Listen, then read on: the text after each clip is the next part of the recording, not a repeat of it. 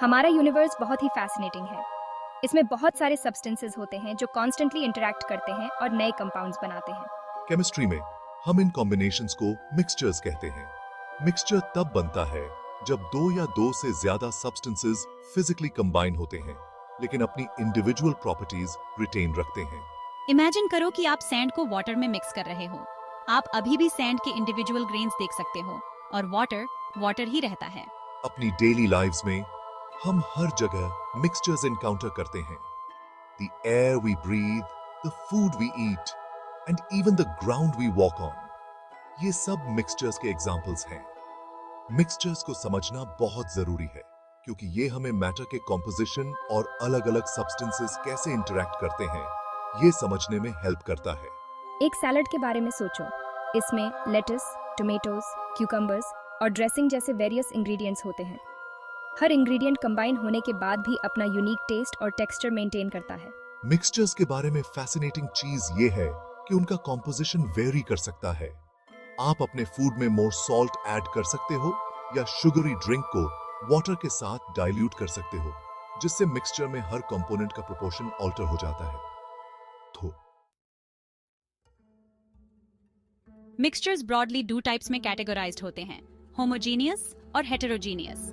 Difference ये है कि कंपोनेंट्स पूरे मिक्सचर में कितने यूनिफॉर्मली डिस्ट्रीब्यूटेड हैं।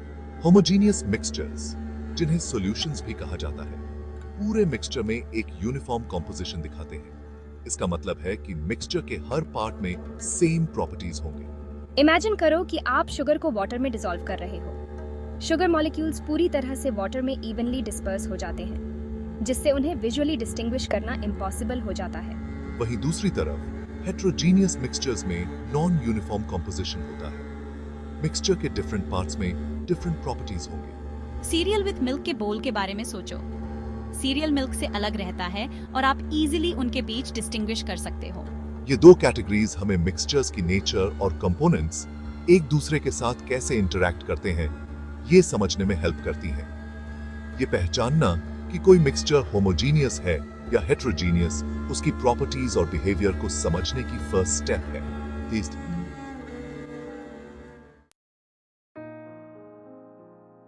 अपनी अंडरस्टैंडिंग को सॉलिडिफाई करने के लिए आइए होमोजीनियस और हेटेरोजीनियस मिक्सचर्स के कुछ एवरीडे एग्जांपल्स एक्सप्लोर करते हैं।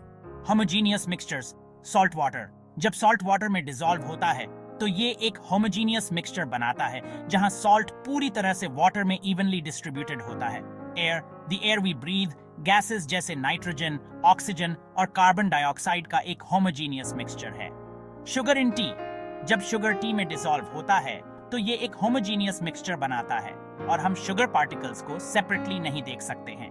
Heterogeneous mixtures, sand and water. जैसा कि हमने पहले डिस्कस किया था, सैंड और वाटर एक हेटेरोजीनियस मिक्सचर बनाते हैं जहां सैंड नीचे सेटल हो जाता है। ऑयल एंड वाटर, ऑयल और वाटर मिक्स नहीं होते हैं और डिस्टिंक्ट लेयर्स के साथ एक हेटेरोजीनियस मिक्सचर बनाते हैं।